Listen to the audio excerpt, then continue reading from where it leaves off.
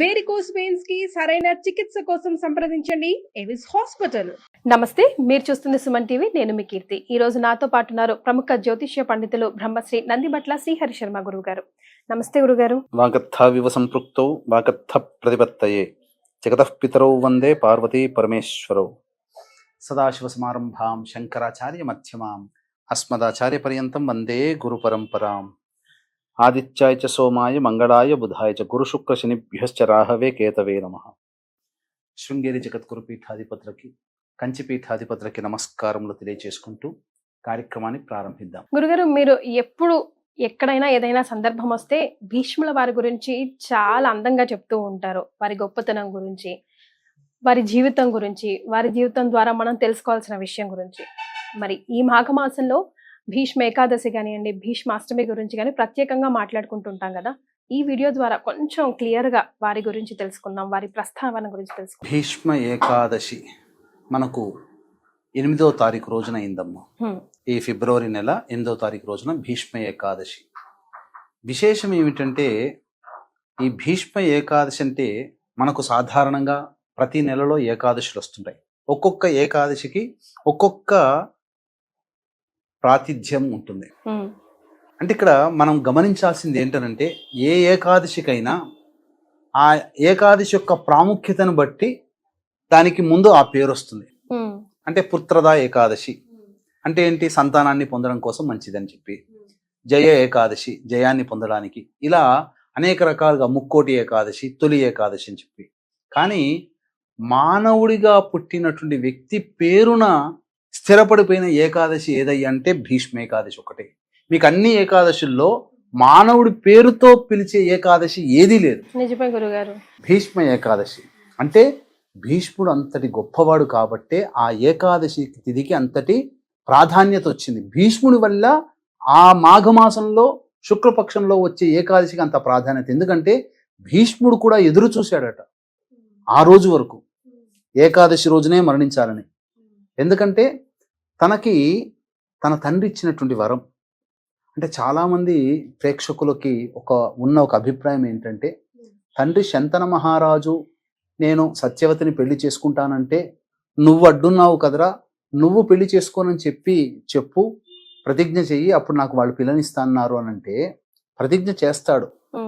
భీషణమైన ప్రతిజ్ఞ, దాన్నే భీష్మ ప్రతిజ్ఞ అని వచ్చింది. ఈ రోజుల్లో ఎవరైనా కానీ ఒక గొప్ప మాట అన్నారంటే భీష్మ ప్రతిజ్ఞ అని అంటుంటారు. నువ్వు భీష్ములాగా అలా కూర్చున్నావేంటి, భీష్మించు కూర్చున్నావేంటంటే స్థిరచిత్తుడు అని అర్థం అక్కడ. అంటే దేనికి కూడాను తొణికి బెణికేటువంటి స్వభావం కాదు ఆయనది. అంటే చాలా మంది అనుకునేటువంటిది ఏంటంటే, తండ్రికి సహకరించాడు పెళ్లి చేసుకోవడానికి, తాను పెళ్లి చేసుకోకుండా ఉంటానని చెప్పి ప్రతిజ్ఞ చేశాడు కాబట్టి అప్పుడు తండ్రి వరం ఇచ్చాడు, నీకు ఇచ్చా మరణం అని చెప్పి అని అందరికీ సినిమాల ద్వారా, సీరియల్స్ ద్వారా తెలిసిన మాట ఇది. అవును గురుగారు. కానీ అసలు వాస్తవం వేరు. అసలు ఎలా కలిగిందనంటే, భీష్ముడి తండ్రి ముసలితనం వచ్చిన తర్వాత, మరణించిన తర్వాత పిండ ప్రదాన కార్యక్రమాలు చేయాలి. ఎంతటి గొప్పవాడైనా నదీ తీరంలోనే చేసేవారు ఆ రోజుల్లో. అంటే పిండ ప్రదాన కార్యక్రమము డబ్బుని చూపించుకునేది కాదు. పిండ ప్రదాన కార్యక్రమం చాలా నిరాడంబరంగా చెయ్యాలి. అప్పుడే పితృదేవతల అనుగ్రహం కలుగుతుంది.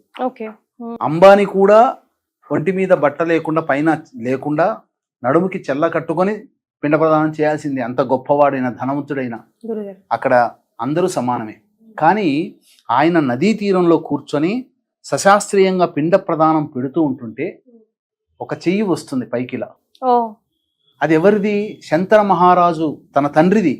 చూడగానే నా తండ్రే కదా అని చెప్పి ఇట్లా చెయ్యి చాస్తా పిండం పెట్టే సమయంలో. కానీ అక్కడ నా తండ్రి చెయ్యి చాచాడు, పిండం అడుగుతున్నాడని చెప్పి పిండం చేతిలో పెట్టలా, దర్భ ఉండి ఆ దర్భలో పెట్టాడు పిండం.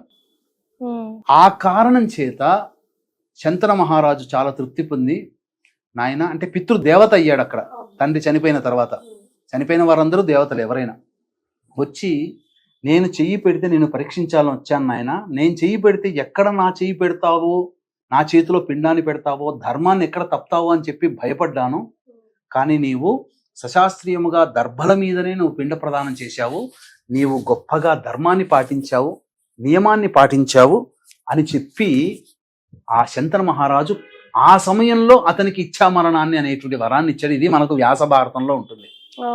అందుకనే మూలం చదవమంటారు. రామాయణం అంటే ఎవరో రాసించింది కాకుండా వాల్మీకి రామాయణం, భాగవతం పోతన, మహాభారతం వ్యాసుడు రచించినదే చదవాలి. అప్పుడే మనకు అన్నీ తెలుస్తాయి. ఆ విధంగా అప్పుడు వరాన్ని పొందాడు. కాబట్టి యుద్ధంలో భీష్ముని ఎదిరించేవాడు ఎవరూ లేరు. కానీ భీష్ముడిని ఎదిరించాలి అని అంటే అతను ఒకటే చెబుతాడు, ఏంటంటే ఇప్పుడు మనం చెప్పుకునే థర్డ్ జెండర్గా ఉన్నటువంటి వాళ్ళు ఎదురైతే నేను అస్త్ర సన్యాసం చేస్తానని చెప్పి. కానీ ఆ రోజుల్లోనే శిఖండి పురుషుడిగా జన్మించి ట్రాన్స్జెండర్ గా మారిపోయాడు. అంటే అప్పట్లోనే ఈ ట్రాన్స్జెండర్ ఆపరేషన్స్ అప్పుడే ఉన్నాయి. అదే కదా గురుగారు. శిఖండి అప్పుడు అలా మారాడు. 3 లక్షణాలతో కనగన అస్త్ర సన్యాసం చేస్తాడు. అర్జునుడు బాణాలు వదులుతాడు. తన ఇక యుద్ధం చెయ్యను అని అంటాడు. యుద్ధం చేయకుండా ఉంటాడు. మరి ఎక్కడ ఉండాలని అంటే అంపశయ్య మీద ఉంటాడమ్మా. ఇప్పుడు చాలా మందికి ఒక డౌట్ వచ్చి ఉండాలి, మరి అంపశయ్య మీదనే ఎందుకున్నాడు? చక్కగా ఆయన రాజు కదా, మంచిగా చక్కగా హంసతూలిక తల్పము లాంటిది మంచిగా చక్కగా ఉండొచ్చు కదా, అంపశయ్య మీద ఎందుకున్నాడని ఎవరికైనా డౌట్ వచ్చింది? అసలు నిజంగా రాలేదు గురుగారు. భీష్ముడు అనగానే అంపశయ్య ఒకటే ఉంటది. అంటే ఏంటి? బాణముల మీద పడుకున్నాడు. ఇంకా దాని మీద ఎటువంటి వస్త్రం కానీ ఏమీ లేదు. ఎందుకు అని అన్నాడంటే తాను జీవితంలో జీవించి ఉండగా కొన్ని తప్పులు జరిగాయి. ఆ తప్పులకి పరిహారముగా తను ఆ విధంగా చేశాడు. ఏం తప్పులు అనంటే అంబిక అంబాలిక విచిత్ర వీరుడికి మరియు మన ఈ సంబంధించినటువంటి పాండుడికి, పాండవుల యొక్క తండ్రి పాండురాజుకి భార్యని తీసుకొచ్చాడు కదా. అందులో ఒక ఆమె అంబిక ఒక అతన్ని ఇష్టపడుతుంది. ఇష్టపడ్డటువంటి అమ్మాయిని మళ్ళీ ఇంకొకరికి ఇచ్చి వివాహం చెయ్యకూడదు. ఆమెను తీసుకొచ్చిన తర్వాత చాలా బాధపడతాడు. పడిన తర్వాత ఆమెను వదిలేస్తాడు. కానీ ఆమె ప్రేమ ఆమెను యాక్సెప్ట్ చేయడు. నన్ను వదిలేసి నువ్వు వెళ్ళిపోయావు కాబట్టి నాకు నువ్వు వద్దని అంటాడు. ఆమె ఇదంతా కారణం భీష్ముడే అని చెప్పి ఘోరమైన తపస్సు చేసి అతన్ని నిర్మూలించడం కోసం మళ్ళీ జన్మెత్తింది అతనే శిఖండి. భీష్ముడికి తెలుసు అంబికనే మళ్ళీ శిఖండిగా పుట్టింది కాబట్టి నేను ఆమెకు చేసినటువంటి ద్రోహాన్ని ఆమె మళ్ళీ జన్మ ఎత్తింది కదా, ఆ జన్మలో ఆ పాపాన్ని కడుక్కోవాలి అంటే ఆమె ఎదురైనప్పుడు అస్త్ర సన్యాసం చేసేశాడు. అది అక్కడ యుద్ధంలో జరిగింది. రెండవ తప్పు ఏం చేశాడనంటే ద్రౌపదీ వస్త్రాపహరణం జరుగుతున్నటువంటి సందర్భంలో మనకేంటనంటే ఎంతటి మన వాళ్ళైనా కాకపోయినా ఎవరైనా కానీ ఎవరైనా బాధపడుతున్నా ఇబ్బంది పడుతున్నా వాళ్ళ మానానికి ఇబ్బంది పడుతున్నారు అని అంటే రక్షించి తీరాలి, అది రాజధర్మం. కానీ భీష్ముడు ఆ పని చేయలే. అక్కడ సభా మధ్యలో ఉండిపోయాడు. ఎందుకనంటే రాజధర్మానికంటే మించినట్టుగా భావన చేసుకున్నాడు. ఏంటి? దుర్యోధని దగ్గర నేను ఉన్నాను, పని చేస్తున్నాను, దుర్యోధని ఉప్పు తింటున్నాను, కాబట్టి దుర్యోధనికి మాత్రమే నేను అంగీకారంగా ఉండాలి, అతనికి అనుకూలంగానే నేను ఉండాలి అని చెప్పి ఆ రోజే గనక ద్రౌపదిని నిలువరించి ఉంటే, కాపాడగలిగి ఉంటే మహాభారత యుద్ధమే జరిగేది కాదు. అవును కదా. కానీ ఆయన పాటించేది కూడా ధర్మమే కదా గురుగారు. ధర్మమే. కానీ ఇంకొకటి ఏంటనంటే అదే ధర్మము కృష్ణుడు కూడా ఏమంటాడంటే, ధర్మం చెప్పేటప్పుడు కృష్ణుడు కూడా మనం తీసుకోవాలి. కృష్ణుడు ఏమన్నాడంటే, మీరు ఓడిపోయారు, పాండవులుగా మీరు ఓడిపోయారు, మీకు సాటి స్త్రీ అయిపోయింది అక్కడ ద్రౌపది, కానీ ఆమెను కూడా మీరు రక్షించలేదంటే మిమ్మల్ని కూడా నేను చంపాలి. కానీ మీరు ధర్మయుద్ధం ద్వారా మీరు గెలవాలనే ఉద్దేశంతోనే అలా నేను ఆపాను మిమ్మల్ని, లేకపోతే మిమ్మల్ని కూడా అక్కడే వధ చేయాల్సిందే, భీష్ముని కూడా వధ చేయాల్సిందే. కానీ భీష్ముడు ఇచ్ఛామరణాన్ని పొందాడు కాబట్టి ఆ భీష్ముడు ఇచ్ఛామరణం పొందడానికి నేను అనుకూలంగా ఉన్నాను, అందుకనే నేను భీష్ముని వధించలేదు. సుదర్శన చక్రంతో భీష్ముడితో పోరాడుతుంటే, అర్జునుడు పోరాడుతుంటే ఆ సమయంలో భీష్ముడిని కూడా జయించలేకపోయాడు. అప్పుడు కదా సుదర్శన చక్రం తీద్దాం అనుకుంటే నన్ను చంపు కృష్ణ అని అంటాడు. కానీ యుద్ధంలో నేను ఆయుధాన్ని పట్టనని మాటిచ్చాడు కాబట్టి తగ్గాడు కృష్ణుడు. కాబట్టి ఇక్కడ మనకు గమనించాల్సింది ఏంటంటే ఆయన అంపశయ్య ఎందుకున్నాడు అనేది మనకు కావాలి. ఏంటంటే ఆయన కూడా ఒక స్త్రీ ద్రౌపదిని కాపాడలేకపోయాడు అందరి సభా మధ్యలో.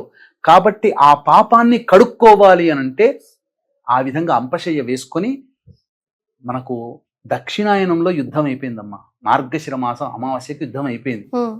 పుష్యమాసం ఉంది కదా, నెల రోజులు ఉంది. మళ్ళీ మాఘమాసం ఏకాదశి అంటే 41 ఏకాదశి వరకు అంటే 41 రోజులు అంపశయ్యం మీద ఉన్నాడమ్మా. వామ్మో. కార్తీక మాసం అమావాస్య మొదలు ఆ విధంగా జరిగి త్రయోదశి నాడు జరిగి కార్తీక మాసం అమావాస్యకైతే మార్గశిరం ఉన్నాడు, పుష్యమాసం ఉన్నాడు, అలాగే మాఘమాసం ఏకాదశి వరకు కూడా ప్రాణంతో ఉన్నాడు. అంటే మీరు గమనించండి, ఆ ద్రౌపదికి చేసినటువంటి అడుగుతుంది ఎప్పుడు ధర్మరాజు వీళ్ళందరూ కూడా, కృష్ణుడు నాకు కొన్ని ధర్మ సందేహాలున్నాయి కృష్ణ నాకు తీర్చవానంటే తీర్చగలిగేవాడు ఏకైక వాడు ఉన్నవాడు భీష్ముడు ఒక్కడే. కాబట్టి ఇప్పుడు అతను గనక చనిపోతే నీకు ధర్మాలను ఇచ్చేవాడు ఎవడూ లేడు, పదా వెళదామని చెప్పి పాండవులని ద్రౌపది సహితంగా అక్కడ ఉంటే అన్ని ధర్మ సందేహాలని చెబుతూ ఉంటుంటే ద్రౌపది పక్కున నవ్విందట. ఎందుకమ్మా నవ్వామంటే, ఇన్ని ధర్మాలు చెప్తున్నావు, మరి ఆ రోజున నన్ను ద్రౌపది వస్త్రాభరణాలను ఎందుకు కాపాడకలేకపోయేవాడయ్యా, ఒక్క మాట ఎందుకు అనలేకపోయావయ్యానంటే, అమ్మా నీకు చేసిన ద్రోహానికి నేను శిక్షను అనుభవిస్తున్నాను, ఈ అంపశయ్యం మీద పడి నా శరీరాన్ని కష్టపెట్టుకుంటున్నాను, బాధపడుతున్నాను, నేను నీకు చేసిన పాపాన్ని కడుక్కుంటున్నాను అని చెబుతాడు. ఎందుకంటే అంపశయ్యం మీద అంటే రోజు రోజుకి శరీరం బాణంలో దిగిపోతుందమ్మా. మరి ఎంత బాధపడి ఉంటాడు భీష్ముడు. అభీకరమైన శరీరం ఆయనది. కానీ ధర్మ సూక్ష్మాలు చెప్పేటప్పుడు అడుగుతాడు కృష్ణుడు, ఇలా ధర్మరాజు వచ్చాడయ్యానంటే నేను ఏమీ మాట్లాడలేకపోతున్నాను కృష్ణ, నీకు తెలుసు కదా నా బాణాలు నన్ను బాధిస్తున్నాయి అనంటే, అప్పుడు అంటాడు నీకు ఈ యొక్క ధర్మ సందేహాలను తీర్చడానికి నీ శరీరానికి నేను స్వస్థత చేకూరుస్తున్నానని చెప్పి అతనికి ఆ బాధ తెలియకుండా ధర్మరాజు అడిగిన ప్రతి సందేహాన్ని ధర్మాన్ని విపులీకరించాడు. ఈ రోజున గొప్పగా మనం విష్ణు సహస్రనామ పారాయణం చదువుతున్నాము అనంటే ఆ మహానుభావుడి యొక్క చలవేనమ్మా. నిజమే గురుగారు. అంపశ మీద పడుకొని ఇచ్చినటువంటి ఉపదేశానుసారమే ఆ యొక్క విష్ణు సహస్రనామం ఆయన నుంచే పుట్టింది. కాబట్టి మనమందరము కూడా రుణగ్రస్తులమయ్యాము భీష్ముడి దృష్టిలో, మనమందరము భీష్ముడికి రుణమే. అందుకనే 5 పంచ ప్రాణాలని ఒక్కొక్క రోజు వదులుకుంటూ వచ్చి ఏకాదశి తిథి రోజున మరణిస్తే స్వర్గలోక ప్రాప్తి మాఘమాసంలో అందున. కాబట్టి భీష్మ ఏకాదశి రోజున ఎవరైతే సహజ మరణం పొందుతారో వాళ్ళకి స్వర్గలోకము సత్యము స్వర్గలోక వాసం ఉంటుంది. అందుకనే అష్టమి నుంచి ఒక్కొక్క ప్రాణ ఉపాన వ్యాన ఉదాన సమాన ఆయన 5 ప్రాణాలని ఒక్కొక్కటి అష్టమి తిథి నుంచి భీష్మాష్టమి అనిగా ఉంది, అష్టమి, నవమి, దశమి, ఏకాదశి, ద్వాదశి, భీష్మ ద్వాదశి వరకు ఉన్నది. పంచప్రాణాలు కూడా ఎలా వదిలాడనంటే ఆయన గొప్ప యోగాన్ని అభ్యసించాడు. కాబట్టి శరీరంలో ఉన్నటువంటి పంచప్రాణాలన్నీ కూడాను ఏకాదశి తిథి రోజున కపాలానికి చేర్చి ఈ కపాలం గుండా ఛేదించుకొని పంచప్రాణాలు అనంత వాయువులో కలిసిపోయాయి, నక్షత్ర మండలంలో కలిసిపోయాయి, అంతరిక్షంలో కలిసిపోయాయి. అంటే ఏంటనంటే అంత గొప్పడైనటువంటి వాడు ఆ భీష్ముడు. ఆ భీష్మ సంబంధించినటువంటి ఏకాదశి రోజున ఖచ్చితంగా అందరూ కూడా విష్ణు సహస్రనామ పారాయణాలు చెయ్యాలి. గురుగారు, ఇప్పుడు మనం అందరూ కూడా రుణగ్రస్తులమే అన్నారు కదా భీష్ముడికి, అందుకేనా ప్రత్యేకంగా తర్పణాలు అవి భీష్ముడి పేరు మీద వదులుతారు? అవునమ్మా, భీష్మ తర్పణాలు ఖచ్చితంగా ప్రతి మానవుడు చేసి తీరాల్సిందే. అది ఎలా చేయాలి, ఏ విధంగా చేయాలనేది మనం తెలుసుకుందామమ్మా. వీక్షించేటువంటి ప్రేక్షకులకి గమనిక, ఈ మాఘ పౌర్ణమి ఫిబ్రవరి 12వ తారీఖు రోజున త్రివేణి సంగమం ప్రయాగరాజ క్షేత్రములో జాతకరీత్యా కలుగు విద్య, వివాహ, ఉద్యోగ, దాంపత్య, సంతాన, అనారోగ్య సమస్యల నివారణకి సర్వదోష నివారణ హోమాలు. ఇప్పుడు సమస్యలు ఎదుర్కొంటున్నామంటే గత జన్మ కర్మదోషాలు కావున గత జన్మ కర్మదోష నివారణ తిల హోమాలు, మరియు 2025వ సంవత్సరం అందరికీ కూడా శని బాధలు ఉంటున్నాయి అన్ని రాశుల వారికి, కావున శనిదోష నివారణ హోమాలు పర్ హెడ్ 2100 రూపాయలకి చేయించడం జరుగుతుంది. అలాగే మరుసటి రోజు 13వ తారీఖు ఫిబ్రవరి రోజున మఖా నక్షత్రం పితృదేవతలకి సంబంధించిన నక్షత్రం. మనకు పుష్కరాలు ఎలాగో కుంభమేళా అలాగా, కాబట్టి గతించినటువంటి పితృదేవతల ఆత్మతృప్తి కోసం బ్రాహ్మణుని కర్తగా పెట్టి ఈ యొక్క పిండ ప్రధాన కార్యక్రమాలు చేయించడం జరుగుతుంది. అవకాశం ఉన్న వాళ్ళు వీటి వివరాలు కార్యక్రమ తదనంతరం కాంటాక్ట్ చేసి తెలుసుకోవచ్చు. ఇప్పుడు ప్రస్తుతం ప్రయాగలో ఇబ్బందికర పరిస్థితులు ఉన్నాయి కాబట్టి అవకాశం ఉంటే ఖచ్చితంగా ప్రయాగలో జరుగుతాయి, లేకపోతే ఖచ్చితంగా కాశీ క్షేత్రంలో ఈ కార్యక్రమాలు జరపబడతాయని చెప్పవచ్చు. మరి గురుగారు, ఎలా ఇవ్వాలి? ఇంట్లోనే ఇవ్వాలా, ఆలయంలో ఇవ్వాలా? భీష్ముడికి తర్పణాలు ఇవ్వాలంటే మాకు వంతన ఉందండి, లేదండి, ఇవ్వచ్చా ఇవ్వకూడదు ఇలాగ అంటూ ఉంటారు కదా. ఎవ్వరైనా కానీ పుట్టిన ఈ కలియుగంలో భీష్ముడి తరువాత పుట్టిన ప్రతి మానవుడు కూడా మనం రుణగ్రస్తులమే, భీష్ముడికి రుణపడి ఉన్నాం. కాబట్టి ఆయన రుణాన్ని తీర్చుకోవాలి. ఎందుకంటే విష్ణువుని ఆరాధించే గొప్పదైన విష్ణు సహస్రనామం ఆయన ఇచ్చాడు. మన ఎన్నో సమస్యలకి ఎన్నో పరిష్కారం ధర్మాలకి కదా గురుగారు? సమస్యలకి పరిష్కారాలు చూపాడు. ఎన్నో గొప్పదైనటువంటి గాథల్ని తెలియచేశాడు. అవన్నీ కూడా భగవంతుడు అనుకూలిస్తే మీరు నేను కలిసి ఒక గొప్ప కార్యక్రమం, ఒక సిరీస్ గా కూడా చేయొచ్చు. అటువంటి కార్యక్రమాన్ని తప్పకుండా చేద్దామమ్మా. అయితే ప్రతి మానవుడు కూడా చేయాలి. మాకు పెద్దవాళ్ళు జరిగిపోయారు, చేయొచ్చా చేయకూడదు అని లేదు. ఆడవాళ్ళు కూడా చేసుకోవచ్చు, కాకపోతే వాళ్ళకి ఋతుక్రమం ఉంటే చేయకూడదు. కాబట్టి ప్రతి వ్యక్తి కూడాను చేయాల్సిందే. దానికి కావాల్సిందల్లా ఒక గ్లాసు మంచినీరు, అందులో కొన్ని తిలలు, నల్ల నువ్వులు, స్పూను, బౌల్ ఒకటి ఉండాలి. గణపతికి నమస్కారం చేసుకొని ఈ రోజున పితామహుడు అయినటువంటి భీష్ముడికి తర్పణాలు వదులుతున్నానని చెప్పి తర్పణాలు వదలాలి అని గణపతికి నమస్కారం చేసుకొని దక్షిణం వైపు ఫేస్ పెట్టి వైయాఘ్రపద్య గోత్రజుడైనటువంటి భీష్ముడికి మరియు అపుత్రకుడు అంటే సంతానము లేనటువంటి భీష్ముడు, బ్రహ్మచారి, మహావీరుడు, గంగా తనయుడు, శూరుడు, ఇచ్చిన మాట జవదాటని వాడు అయినటువంటి భీష్ముడికి మోక్షము కలుగుగాక అనగా భీష్ముడికి తర్పణాలు వదులుతున్నానని చెప్పి భావనతో నీళ్లు తీసుకొని ఆ భీష్ముడి పేరు చెప్పి భీష్మ తర్పయామి తర్పయామి తర్పయామి అని 3 సార్లు ఆ విధంగా తర్పణం చేస్తే చాలమ్మా. ఎంతసేపు పడుతుందమ్మా? 5 నిమిషాల కార్యక్రమం. మనల్ని ఉద్ధరించిన వాడు భీష్ముడు. ఆయన కోసం ఒక 5 నిమిషాలు కేటాయిస్తే తప్పేముంది? ఈ రోజున విష్ణు సహస్రనామ పుస్తకాలు ఎవరైతే దానం చేస్తారో విష్ణు యొక్క అనుగ్రహం సంపూర్ణంగా కలుగుతుంది. ఈ ఏకాదశి రోజున ఉపవాసం ఉండినట్లయితే ఖచ్చితంగా స్వర్గాన్ని పొందడానికి మానవుడికి అవరోధాలు ఏంటంటే గత జన్మ కర్మదోషాలు. గత జన్మ కర్మదోషాలు తొలగిపోవాలంటే ఈ రోజున విష్ణు ఆరాధన విశేషంగా చేయాల్సిందే. ఉపవాసం ఉంటే చాలా మంచిది. విష్ణు దేవాలయంలో ఏ సేవ అయినా చేయండి, ఊడవచ్చు, క్లీన్ చేయడం కానీ ఈ ఏకాదశి రోజున ఎక్కడ విష్ణు దేవాలయం అంటే అక్కడ చేయండి. ఎక్కడ విష్ణు దేవాలయం అంటే అక్కడ దీపారాధన చేయండి. ఆ విష్ణు దేవాలయం దగ్గర ఉన్నటువంటి అభాగ్యులకి అన్నదాన కార్యక్రమాలు, వృద్ధులకి ఆ రోజున చేయండి. పండ్లు పంచండి, అన్నదానం చేయకూడదు, పండ్లు పంచండి. ద్వాదశి రోజున అన్నదానం చేయాలి, ఏకాదశి రోజున పండ్లు మాత్రమే పంచాలి.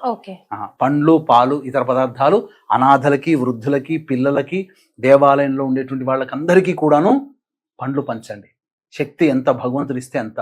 ఆ విధంగా చేసినటువంటి మానవుడికి సంపూర్ణముగా విష్ణు అనుగ్రహం కలుగుతుంది. గత జన్మ కర్మదోషాలు తొలగి మనిషి ఫ్రీ అవుతాడు. ఎలాంటి ఫ్రీ అవుతాడంటేనమ్మా, జ్వరం బాగా వస్తుంది అబ్బాయికి, మనకు వచ్చింది అనుకుందాము, ఒక ఇంజెక్షన్ వేసి అరగంటలో చెమటలు పట్టేసేసి ఉన్నాయంటే ఎంత రిలీఫ్ ఉంటుంది. అలాగా మన కర్మదోషాలు తొలగిపోయి మానవుడు నూతన ఉత్సాహంతో ఉంటాడు. మళ్ళీ ఆ రోజు నుంచి అతనికి లెక్కలోకి వస్తాయి. నిజంగా ఈ రోజు విశిష్టత గురించి భలేగా తెలియజేశారు గురువు గారు. చాలా సంతోషం అండి. ధన్యవాదాలు. సర్వం శ్రీ ఉమామహేశ్వర పరబ్రహ్మార్పణమస్తు.